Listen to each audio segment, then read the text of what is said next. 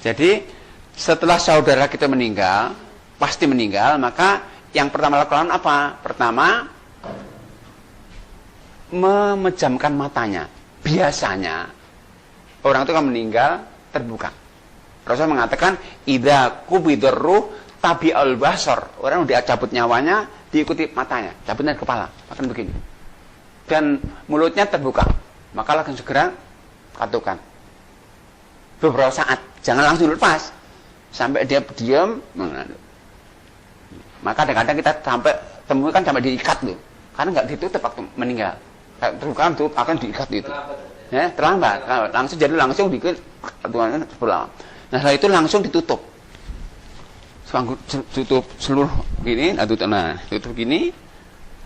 Nah, kemudian keluarganya ya segera ini diberikan peralatan mandikan. Untuk mandikan gimana caranya?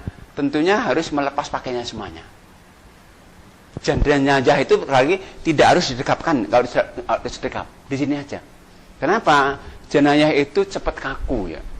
Nanti kalau sedekap dimandikan sulit. Dilepaskan pakaian juga sulit juga.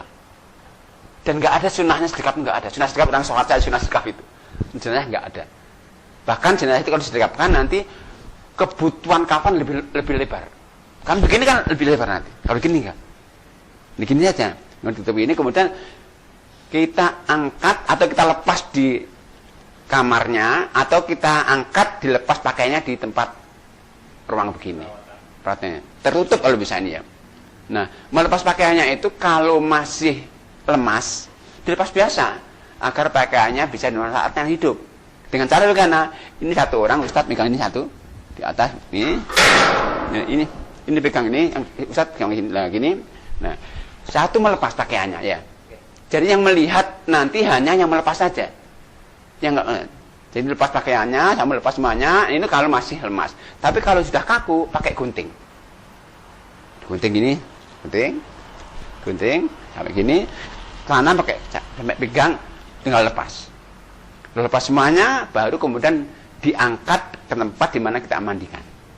Tetap ini Pak tutupnya ini. Nah, tutupnya kalau bisa seperti ini. Yang tebal seperti handuk ini. Dan dua. Cuman yang satu jangan tutup, kan satu ditahan nanti untuk pengganti nanti. Nah, setelah itu ini langsung dimandikan. Kalau bisa, kalau ini mejanya kan udah bagus ini kan ada ininya kan. Nah, jangan kalau bisa semisal mungkin jangan langsung ditaruh di atas papan meja. Kenapa? Kalau nggak begini nanti kotorannya kemana-mana. Kalau ini kotorannya bisa turun sini, langsung turun ke sini. Ini meja ini banyak dijual nih, udah banyak jual nih. Paling bagus ini, gini, jual. Nah, kemudian setelah itu dimandikan. Dimandikan itu mungkin yang prosesnya 3. Satu mengambil air. Nah, airnya siapkan. Air itu yang bisa, yang sunnahnya tercampur dengan daun bidara. Pakai gentong ini, ambil daun bidara ditumbuk, dicampurkan. Itu kemudian satu ember kecil begini, air yang tercampur dengan kaldu barus. Kecil saja. Jadi yang besar ini dengan daun bidara, ini nah sunnahnya nanti untuk memandikan itu ganjil. 1, 3, 5, 7 atau lebih itu usaha ganjil. Karena Rasul pernah sama itu iksilniha bima in wasidrin talatan au khamsan au saban aktar mendalik. Kata Rasul, mandikan putriku dengan 3 gayung, 5 gayung atau lebih kalau itu membutuhkan dengan jumlah ganjil. Nah, yang itu kan ini sudah terlepas ya bajunya, maka 2 orang tetap megang, 2 orang megangnya. Ini satu aja, ini satu belakang. Ini Ustadz pegang ini, nah satu situ. Nah, gitu. Nah, 2 orang proses memandikan. Jadi yang melihat badan jenayah yang mandikan saja. Ini nggak melihat yang megang ini. Yang satu siap untuk menyiapkan sabunnya, airnya, yang dibutuhkan. Dan sebisa mungkin pakai media. Medianya apa? Pakai masker, sarung tangan. Ada semuanya di sini ada sarung tangan. Untuk apa? Ini ada 2 manfaatnya. Jadi orang itu meninggal berpotensi menularkan penyakit. Ya. Orang itu meninggal berarti menularkan penyakit. Nah, penyakit orang meninggal itu bisa lewat sentuhan. Lewat sentuhan. Maka upayakan disampaikan pakai masker juga pakai sarung tangan. Itu sunnah. Jadi itu untuk medisnya. Jadi itu menghindari.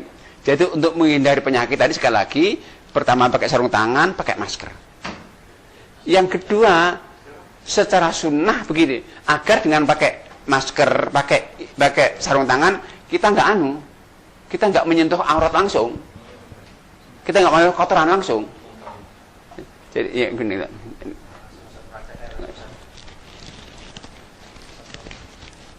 Ini. Jadi gini, ini untuk menghindari bau yang nggak enak, segala macam penyakit. Nah sama, ya kalau bisa bahkan pakai kacamata yang semua yang terlibat di sini. Oh iya, ini potensi penyakitnya banyak. Kita nggak tahu loh, apakah itu penyakit enggak lah. Tapi kita kan husnudon, tapi cuman kita jaga-jaga waspada. Maka kalau bisa di samping ini, satu kebutuhannya sarung tangan yang tipis sekali itu banyak di apotek tuh, ya sarung tangan. Kemudian yang ketiga kalau bisa kacamata. Kacamata seperti kacamata yang renang itu, yang begitu yang begini. Sebab apa ya? Cipratan kan bisa aja tuh masuk mata segala macam. Itu sekali lagi untuk menghindari secara medis dan secara sunnah begitu. Ini kemudian setelah itu setelah siap, kemudian kalau bisa pakai ini sarung tangan yang seperti ini. Nanti caranya makainya ada medisnya cara. Jadi cara ini kita nggak boleh pegang ini. Jadi caranya ada, kita ada teknisnya caranya. Nah kemudian tak itu kalau ada waslap ya, waslap itu apa? Untuk kotoran-kotoran. Nah ini juga ada ini Bapak. Nah ini juga pakai selemek. Ya nggak apa-apa Pak, nggak apa-apa. Selemek juga bisa, selemek. Nah kemudian setelah itu gini, okay. Setelah itu apa lakukan?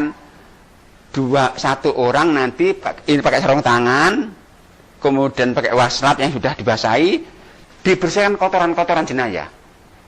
Apa kotoran jenazah itu ya kita ambil ya jenazah mulai dari matanya, mungkin kotoran matanya sampai kotoran nanti sampai. Nah ketika udah kepalanya udah bersih kotoran, ini kalau bisa masih lemas agak dudukkan begini. Dudukkan begini untuk ditekan. Dikit-dikit. Agar kotorannya keluar. Ini langsung jatuh ke sini bawah kotorannya. Jatuh.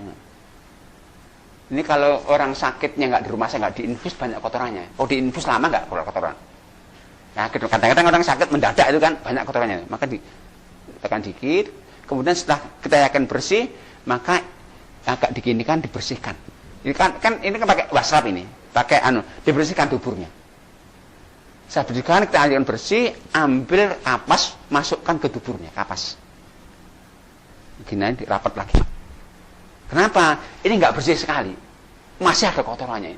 Sehingga kalau nggak ditutup gini nanti gerak gini keluar lagi nanti, keluar lagi dia. Karena ini udah nggak berfungsi kan, udah terbuka sama sekali, maka gerak gini keluar lagi, keluar. Maka setelah kita yakin bersih, kita tutup dengan kapas, kalau itu plester aja nggak apa-apa tuburnya. Ini berarti sudah bersih kan kotoran, sudah bersih. Kemudian berikutnya diwudukan.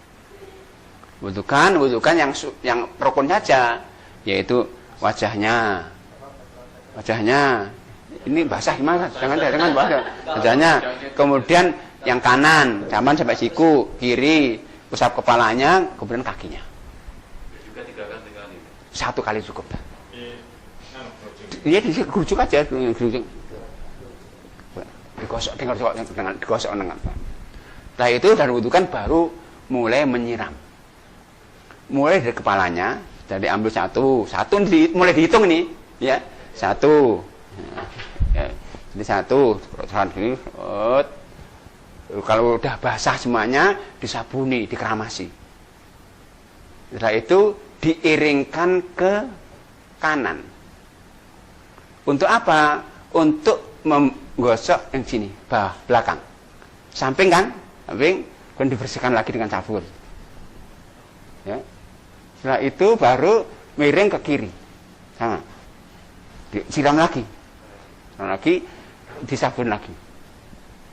Sabun lagi, setelah itu udah berarti kan ini udah tersabuni semua ya. Baru kemudian dibilasi sabun-sabunnya. Dihitung lagi tadi berapa tadi, kalau tadi 5, 6, 7 sampai bersih semuanya. Jadi udah sabunnya hilang semua bersih. Ini tadi tertutup loh ya. Tutup ya. Nah, setelah bersih ini langsung dihandukkan. Dihandukkan nih. Kain enggak, kain yang tadi kan belum basah ini kan, diangkat gini kan. Dihandukkan kan. Ini kan kain handuk ini. Handukkan, lalu bersih, dihandukkan, dibasahkan, ambil handuk yang kedua. Jadi diambil, anggap dari kain ihram yang kedua, bentangkan di atasnya. Ini dianggap kain ihram, bentangkan di atasnya. Nah, kemudian yang basah diambil. Ini basah kan, diambil. Kasih, diambil. Ini udah basah, ini diambil. Nah, berarti ini sudah bersih dengan penutup kering. Ya, sudah selesai kan? Tinggal bawa ke tempat di mana ada tim yang menyiapkan kafan.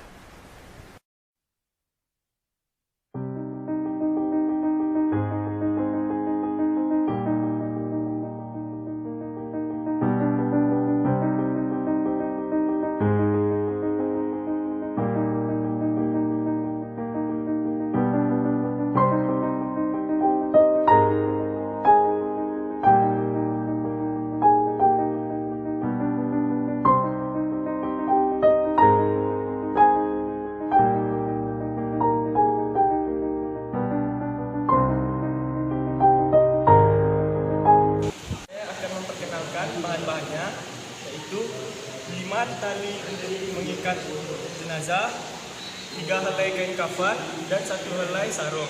Akan mempraktekannya. 3. Yang pertama bentangkan tali jenazah. Selanjutnya bentangkan kain kafan.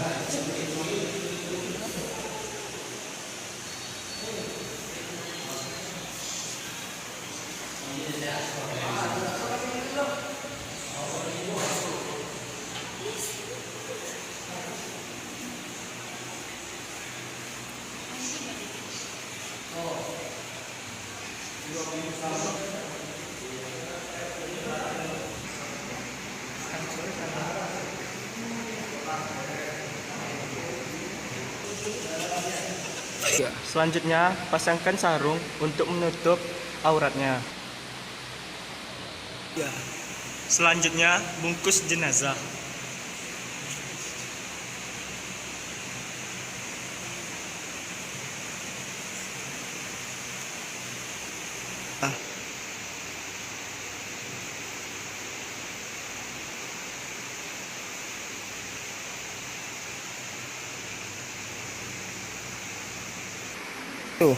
Selanjutnya, ikat jenazah.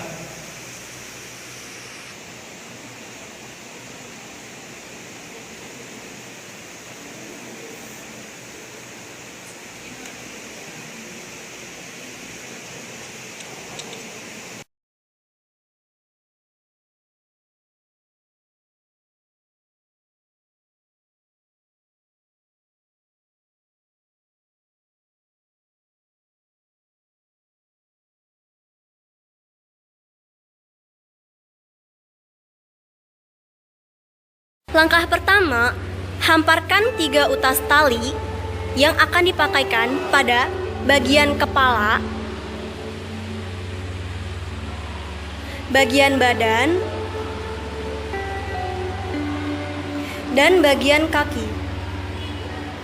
Tali harus berjumlah ganjil, yaitu 3, 5, atau yang berbadan besar akan memakaikan 7 helai kain. Langkah kedua, hamparkan kain panjang di atas 3 utas tali.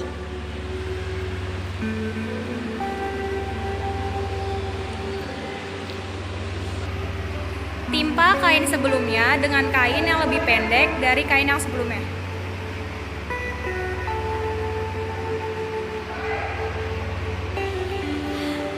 Lakukan hal yang sama seperti sebelumnya, yaitu hamparkan lagi helai kain. Kemudian, timpa kain yang sebelumnya dengan kain yang lebih panjang pada bagian tengah kain. Selanjutnya, letakkan kain basahan pada bagian badan jenazah. Karena jenazahnya wanita, siapkan kerudung yang akan dipakaikan oleh jenazah.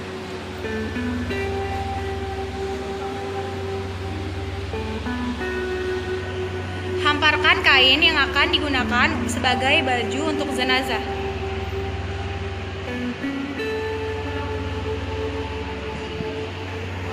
Lalu, letakkan kain tersebut sebagai penutup alat kemaluan. Pakaikan baju kepada mayat. Pakaikan jilbab kepada mayat perempuan.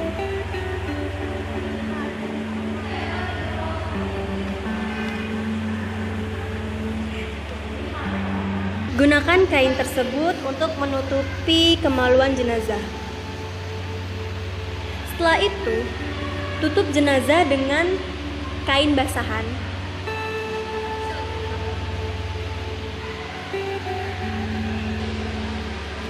Balut jenazah menggunakan kain dengan helai per helai.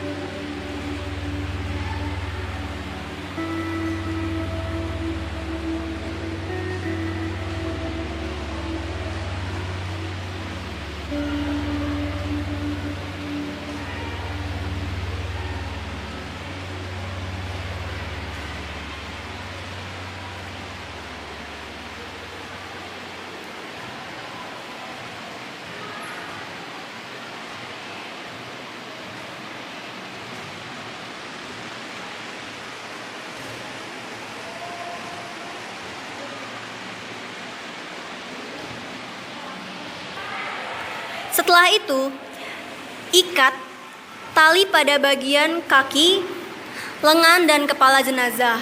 Setelah jenazah dibalut dengan kain.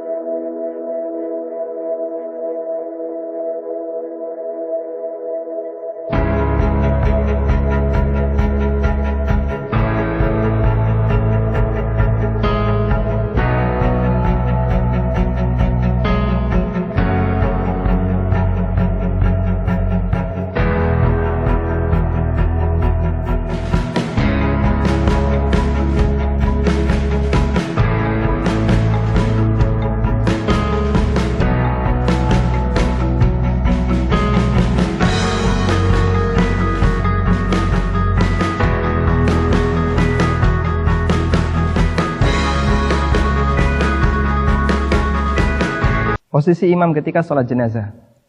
Apabila jenazahnya wanita, imam berada di tengah. Dan apabila jenazahnya laki-laki, imam lurus dengan kepala.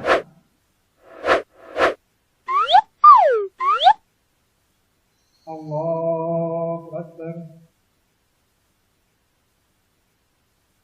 Pada takbir yang pertama, baik imam maupun makmum, mereka membaca surat Al-Fatihah dengan suara pelan. Dari mulai Bismillahirrahmanirrahim sampai Waladhdallin.